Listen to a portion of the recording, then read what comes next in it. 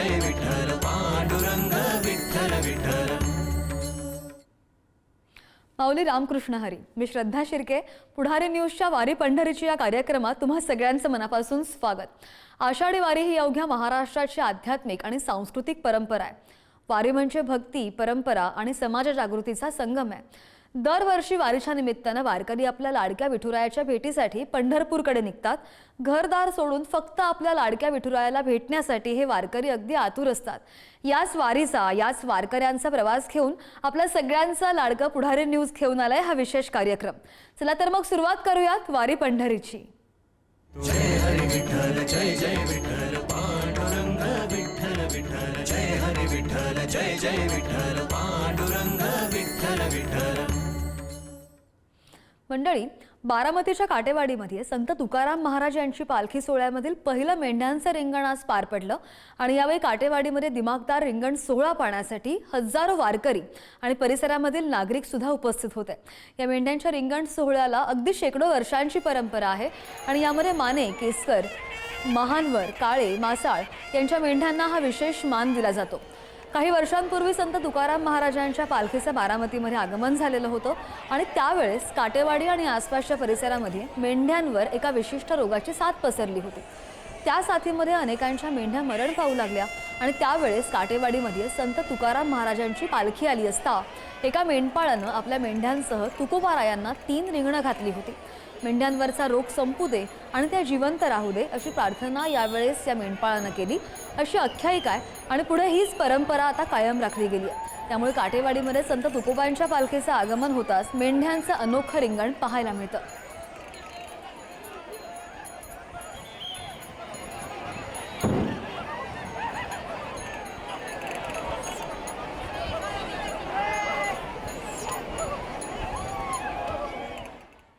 आणि संत ज्ञानेश्वर माऊलींच्या पालखी सोहळ्यामधील पहिलं उभं रिंगण चांदोबाचा लिंब या ठिकाणी संपन्न झालं। यावेळी माऊली माऊली आणि विठुबा नामघोषामध्ये तसंच टाळांच्या गजरामध्ये उभं रिंगण पार पडलं। रिंगण सोहळा पाहण्यासाठी वारकऱ्यांसोबत पंचक्रोशीतील ग्रामस्थांनी मोठ्या प्रमाणामध्ये हजेरी लावली, जी आपण दृश्यांमध्ये पाहतोय। संत ज्ञानेश्वर माऊलींच्या पालखीनं लोणंदहून तरडगावच्या दिशेने वाटचाल सुरू केलेली आहे आणि तरडगाव इथं माऊलींचा विसावा असेल। त्याच पार्श्वभूमीवर प्रशासन आणि तरडगावकरांच्या वतीनं गावकऱ्यांसाठी विशेष सोय सुद्धा करण्यात आली आहे।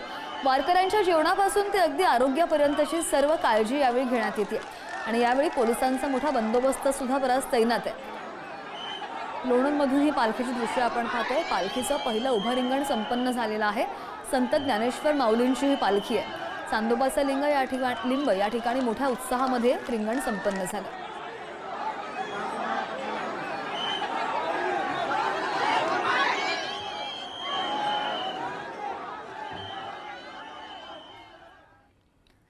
तर जगद्गुरु संतश्रेष्ठ तुकाराम महाराजांच्या पालखीचं काटेवाडीमध्ये जोरदार स्वागत करण्यात आलं आणि यावेळी पारंपरिक पद्धतीनं धोतरांच्या पायघड्या घालून परीट समाजानं तुकोबांच्या पादुकांचं जोरदार स्वागत केलं। यावेळी मोठ्या संख्येने काटेवाडीतल्या नागरिकांनी तुकोबांच्या पादुकांचं दर्शन घेण्यासाठी मोठी गर्दी केली आणि तुकोबांच्या पादुकांचं टाळ मृदुंगांच्या गजरामध्ये जोरदार स्वागत करण्यात आलं।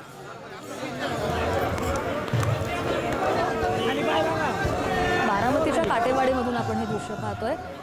संत तुकोबारायांच्या पालखीचं काटेवाडीमध्ये कशा प्रकारे स्वागत करण्यात आलं, या वारकऱ्यांचा उत्साह आपण पाहतोय। परीट समाजाकडून या पादुकांचं दर्शन घेण्यासाठी वारकऱ्यांची गर्दी।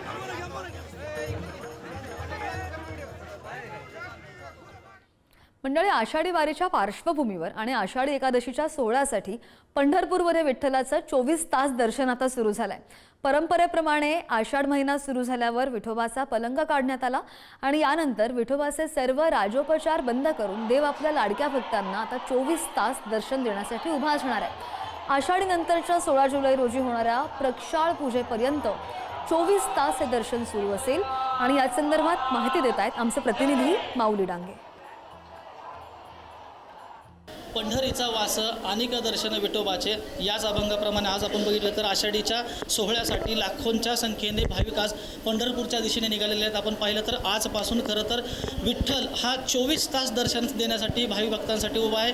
आज सकाळी 11 वाजता विठ्ठल रुक्मिणी मंदिर समितीचे सहअध्यक्ष गहिनीनाथ महाराज यांच्या हस्ते विधिवत पूजा करून विठ्ठलाच्या पाठीमागं लोड दिलेला आपल्याला पाहायला मिळते आणि जेणेकरून थकवा जाणवू नये यासाठी 24 तास दर्शन देण्यासाठी आता विठ्ठल आता भक्तांना उभा असलेलं आपल्याला पाहायला मिळतं आहे. दुपारच्या वेळेस राजोपचार सगळे बंद करून विठ्ठलाला लिंबू सरबताचा नैवेद्य दाखवला जातो. आपण एकंदरीत पाहिलं तर प्रत्येक येणाऱ्या भाविकाला सुलभ आणि दर्शन मिळण्यासाठी विठ्ठल रुक्मिणी मंदिर समितीच्या वतीने सुलभ अशी व्यवस्थासुद्धा करण्यात आली आणि आज एकंदरीत पाहिलं तर आजपासून ते प्रक्षळ पूजेपर्यंत गेले 24 तास आता विठ्ठल भक्तांना दर्शन देण्यासाठी आता आपल्याला विठ्ठल रुक्मिणी मंदिरमध्ये आज सगळे राजोपचार बंद होऊन विठ्ठल आता सर्व भक्तांना आता 24 तास दर्शनासाठी उभा राहिलेला आपल्याला पाहायला मिळतं आहे. माऊली डांगे पुढारी न्यूज पंढरपूर. आणि आषाढी वारी सोहळा जवळ आल्यामुळे लाडक्या विठुरायाच्या दर्शनासाठी वारकरी मजल दरमजल करत पंढरपूरमध्ये दाखल होत आहेत आणि श्री विठ्ठलाचं नवरात्र सुरू झालं असून भाविकांसाठी विठ्ठल रुक्मिणी मंदिर दर्शनासाठी 24 तास आता खुलं राहणार आहे. या संदर्भात मंदिर समितीचे गहिनीनाथ महाराज औसेकर यांच्याशी बातचीत केली आमचे प्रतिनिधी माऊली डांगे यांनी. पाहू. पासून 24 तास दर्शन सुरू झालं आहे आणि काय परंपरा आहे आपण जाणून घेणार आहोत. माझ्याबरोबर विठ्ठल रुक्मिणी मंदिर समितीचे सहअध्यक्ष गहिनीनाथ महाराज औसेकर आहेत. महाराज, काय सांगाल की आजपासून 24 तास दर्शन सुरू झाले आणि कसे हे असणार आहे विधी? श्री विठ्ठलाची नवरात्र कालपासूनच चालू झालेली आहे, ती दशमीपर्यंत राहणार आहे. आज श्री विठ्ठलाचा पलंग काढलेला आहे, मागे लोड दिला गेलेला आहे आणि जेव्हा आपण पलंग काढतो आणि लोड देतो तेव्हापासून 24 तास दर्शन चालू होते.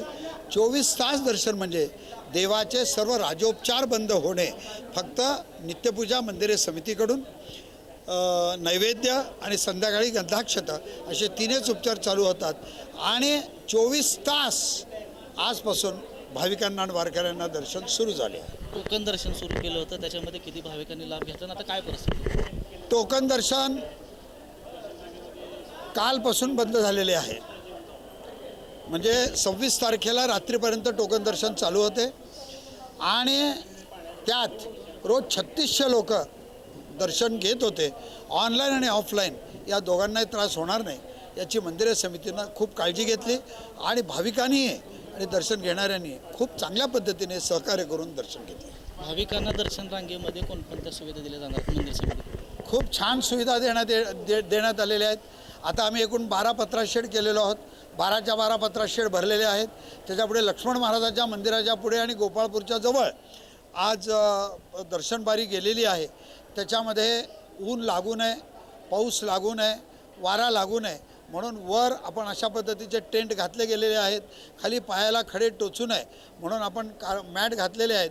उष्णता होऊ नये म्हणून आपण पंखे आणि कूलर हे दोन्ही बसवलेले आहेत आणि मध्यंतरी वॉशरूमची जर सुविधा राहिली तर आपण पत्रा शेड 12 ते पत्रा 1 ते 12 याच्यामध्ये आपण 3 वॉशरूमची सोय केली गेलेली आहे. हे प्रक्षाळ पूजा म्हणजे 16 तारखेला प्रक्षाळ पूजा आहे.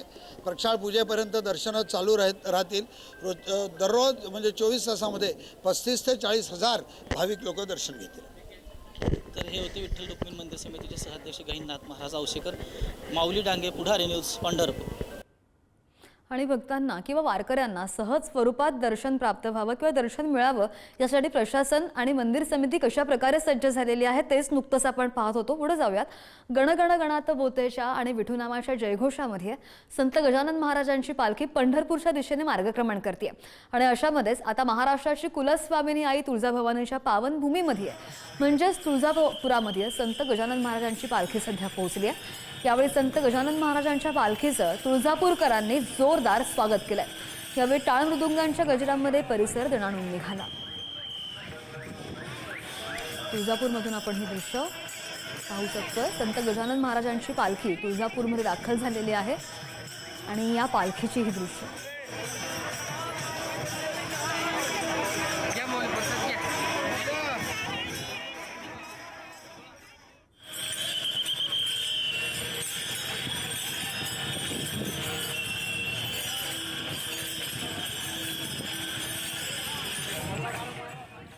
मंडळी, वारी, वारकरी आणि पांडुरंग हे एक अनोखं समीकरण आहे. वारकरी संप्रदायाची हजारो वर्षांची परंपरा आहे आणि आषाढी वारीच्या निमित्तानं लाखो वारकरी पायी चालत येत पंढरीच्या पांडुरंगाचं रूप आपल्या काळजामध्ये कोरत असतात. यातलंच एक वारकरी म्हणजे बापूराव गुंड. ते चक्क उलटं चालत वारी करत असतात. त्यांची ही 45वी आळंदी ते पंढरपूर अशी वारी आहे. उलट पावलं टाकत दररोज कधी 20 किलोमीटर तर कधी 35 किलोमीटरचा प्रवास ते न थकता करतात. त्यांच्याशी संवाद साधलाय आमचे प्रतिनिधी माऊली डांगे यांनी.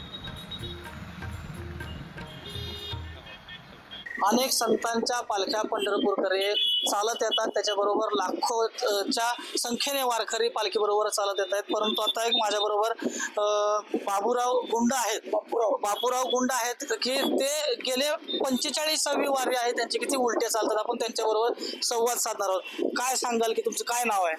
माझं बापूराव दौडोपंत गुंड, राहणार फुरसुंगी, पुणे. वय 56 वर्ष. शिक्षण MA समाजशास्त्र.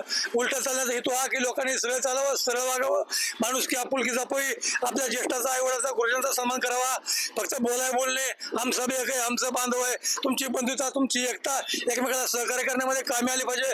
आणि खास म्हणजे मानव जातीला कलंक लागला असं हे हुंडाबळी, आत्महत्या, रस्त्यावरील अपघात हे सगळे कत्तलखानेच वाटते मला. लोकांनी सावध व्हावं, जागृत व्हावं आणि आपल्या जीवाची काळजी घ्यावी. मानवी जीवन अनमोल आहे, मातीमोल करू नका. असं मी उलट चालून लोकांना सरळ चाला, सरळ वागा यासाठी आवाहन करतो. आणि सरकारला पण विनंती करतो की तुम्ही फक्त राजकारणापुरतंच काम करू नका. तुम्ही मानव जातीच्या कल्याणासाठी, जनतेच्या कल्याणासाठी काम करा आणि लवकरात लवकर काम पूर्ण करा असं तळमळीचं आवाहन करतो. हा जो पोशाख केलाय, कशा पद्धतीचा पोशाख आहे हा पोशाख माझ्या स्वप्नातला आहे. मी प्रत्येक वारीला, प्रत्येक वेळेला पोशाख हा घालतो की मी हातावरती स्थिर घेऊन प्रवास करतो. लोक म्हणतात तुम्हाला भीती वाटत नाही काय? भीती वाटत नाही. भीती वाटायचं सवलत नाही. माझा नारड्यापासून वरचा मुकुटच माझ्या हातावर आहे. काय संकल्पना होती उलट चालण्याची? उलट चालण्याचा हा हेतू एकच होता की लोक सरळ चालत नाहीत, सरळ वागत नाहीत, माणूस की आपुलकी जपत नाहीत. मग यांना मानव कसं म्हणायचं तेच प्रश्न आहे. त्यामुळं यांना कसं वटणीवर आणायचं, त्यासाठी लोकांना जर सांगत बसलं तर तू काय हेडमास्टर लागून गेला काय, तू काय मास्तर लागून गेला काय म्हणतील लोक. त्यापेक्षा आपणच वेळेत सोंग घ्यावा आणि आपणच उलट चालावं, म्हणजे लोकांना कळलं की हा उलटा कसा चालतो. कुठून चालत आलात तुम्ही आता? मी आळंदी पासून पंढरपूरकडे चालत आलोय. किती दिवस लागलेत? हा माझा आजचा 7वा दिवस आहे. आपण पाहिलं तर अनेक वारकरी हे सरळ चालत येतात, पण असे फुरसिंगीचे बापूराव गुंड आहेत की ज्यांनी 45वी वारी आहे त्यांची की उलट चालून ते समाज प्रबोधन करतायत. माऊली डांगे, पुढारी न्यूज, पंढरपूर. पुढे जाऊयात. वारी नेत्यांची आमच्या खास सेगमेंटमधून आम्ही आपल्याला दररोज एका नेत्याची वारी दाखवत असतो आणि यामध्ये आम्ही आपल्याला पंढरीच्या वारीशी असलेलं त्यांचं नातं आणि त्यांचे अनुभव सुद्धा आपल्यापर्यंत पोहोचवत असतो. आज आपण राज्य महिला आयोगाच्या अध्यक्षा रुपाली चाकणकर यांची वारी नेमकी कशी असते या संदर्भात जाणून घेणार आहोत. पाहूयात. खऱ्या अर्थानं माझं माहेरचं कुटुंब हे वारकरी संप्रदायाचं. या वारकरी संप्रदायाच्या माध्यमातून खऱ्या अर्थाने इतकं मोठं जग, इतका मोठा महाराष्ट्र आणि हा समाज कोणत्या गोष्टीवर चालत असेल तर तो अध्यात्मावर चालतो, वारकरी संप्रदायावर चालतो. आणि म्हणून एका भक्ताची जी ओढीची आस असते तीच आस आमची सगळ्यांची पंढरीच्या विठुरायाकडे आहे. जेव्हापासून मला समजतं तेव्हापासून वारीत मी माझ्या कुटुंबामध्ये पाहत आलेली आहे. म्हणजे कदाचित वडिलांच्या कडेवर बसूनही मी वारी पाहिलेली आहे. त्याच्यामुळे मला समजतं तेव्हापासून मी या वारीमध्ये दर्शनासाठी येते, पाहण्यासाठी येते आणि आईवडिलांसोबत त्यांच्याबरोबर बऱ्याच वेळा वारीमध्ये थोड्या कालावधीसाठी लहानपणी असताना चालत होते. आता बऱ्याच वेळा पूर्ण दिवसाची वारी या निमित्तानं करतो. सुरुवातीच्या कालावधीमध्ये जेव्हापासून मला आठवतं त्यावेळेस खरं तर महिला वारकऱ्यांची संख्या कमी होती, कारण की कुटुंबाकडे लक्ष देणं, कुटुंब सांभाळणं, घरातला कर्ता पुरुष पूर्ण महिनाभर वारीमध्ये असताना घरची पाठीमागची पेरणी असेल, शेतीची कामं असेल, कुटुंबाची कामं असेल, ही महिला भगिनी करायच्या. पण आपण पाहतो आता दिवसेंदिवस आमच्या माई माऊली देखील मोठ्या प्रमाणात या वारीत सहभागी होतात. क्षणिक काळासाठी का होईना पण सांसारिक व्याप बाजूला सारून खऱ्या अर्थानं पंढरीच्या विठुरायाच्या दर्शनाची आस घेऊन, एक ऊर्जा घेऊन ही अध्यात्माची वारी महिला भगिनी मोठ्या प्रमाणात पूर्ण करतात. पूर्वीच्या काळामध्ये आपण सुविधा इतक्या देऊ शकलो नसेल, पण आत्ताच पाहताय, आत्ता आरोग्यवारीचीच ही गोष्ट पाहिली तर आपल्या लक्षात येईल खरं तर मासिक पाळीवरती फार मोकळेपणाने बोललं जात नव्हतं, पण गेली 4 वर्षामध्ये आम्ही राज्य महिला आयोगाच्या वतीनं वारीमध्ये चालणाऱ्या महिला ह्या 30-35 दिवस चालतात आणि त्यांना मासिक पाळी आली तर मासिक पाळी चेंजिंगची रूम कुठे असेल, मासिक पाळीमध्ये आपल्याला काही सुविधा मिळतील का, नाणीघराची व्यवस्था आहे का, या सगळ्या गोष्टींचा त्या बिचाऱ्या माऊलीला प्रश्न पडायचा. वारी पण पूर्ण करावी लागायची. शेवटी ही नैसर्गिक प्रक्रिया आहे आणि वारी दरम्यान पाळी आली तर त्या सगळ्यांमध्ये सुविधा कुठे मिळतील. आता आम्ही मोकळेपणाने बोलतो आणि या सगळ्या सुविधा महिला भगिनींना उपलब्ध करून देतो. शेवटी गर्भाचा रंग लाल आहे, तो सृजनतेचा आहे, नव्या सृष्टी निर्मितीचा आहे आणि म्हणून ही वारी मासिक पाळी सुद्धा तिला पूर्ण करता यावी यासाठी या सगळ्या सुविधा त्यांना दिलेल्या आहेत. खरं तर वारकरी संप्रदाय हा अध्यात्म ताकद देणारा आहे आणि या वारकरी संप्रदायाचा जो विचार आहे तो महाराष्ट्र जोपासतोय. तर राजकारणाच्या ठिकाणी प्रत्येक कुटुंब हा वारकरी संप्रदायाच्या माध्यमातून जात असताना आपण पाहतोय लाखोच्या संख्येने वारकरी महिला बांधव या वारीमध्ये सहभागी होतात आणि या वारीमध्ये सहभाग होत असताना श्रीमुक्तीची चळवळ ही या वारीमधून संत जनाबाई संत ज्ञानाबाई यांनी केला असेल. त्याचबरोबर या माध्यमातून समाजाच्या एकोप्याचा संदेश या वारीमधून गेला. सर्व जाती धर्माचा पंथाचा माणूस एकत्र या वारीमध्ये येत गेला आणि म्हणून वारीने जो समाजामध्ये संदेश दिलेला आहे तो समानतेचा संदेश दिलेला आहे आणि मला असं वाटतं हा समानतेचा, हा सुरक्षतेचा, एकोप्याचा आणि श्रीमुक्तीचा संदेश या वारीच्या माध्यमातून आपल्याही जीवनामध्ये आला पाहिजे आणि खऱ्या अर्थाने ती वारी यशस्वी होईल. अकल्प आयुष्य व्हावे तया कुळा माझ्या सकळा हरीच्या दासा, कल्पनेची बाधा न हो कोणे काळी, ही संत मंडळी सुखी व्हावी, अहंकाराचा वारा न लागू राजाचा, माझ्या विष्णुदासा भाविक असे. रामकृष्ण हरी. मंडळी, बीड जिल्ह्यामधील गहिनीनाथ गडाची पालखी पंढरपूरकडे मार्गक्रमण करते आणि यावेळी गावोगावामध्ये पालखीचं मोठ्या उत्साहात स्वागत सुद्धा करण्यात येत आहे. पालखीमध्ये हजारो वारकरी सहभागी झालेले आहेत. टाळ मृदुंगांच्या गजरामध्ये पांडुरंगाच्या नावाचा जयघोष करत ही पालखी पंढरपूरकडे मार्गस्थ होतीये आणि याच दरम्यान झालेल्या पावसामुळे सगळीकडे डोंगरदऱ्यांनी हिरवा शालू परिधान केल्याचं दिसतंय. खांद्यावर भगवी पताका घेऊन रस्त्यावर वारकरी पंढरीच्या दिशेने चालतायत आणि त्यामुळे निसर्ग सुद्धा वारकऱ्यांचं मोठ्या भक्तिभावाने स्वागत करताना पाहायला मिळतोय.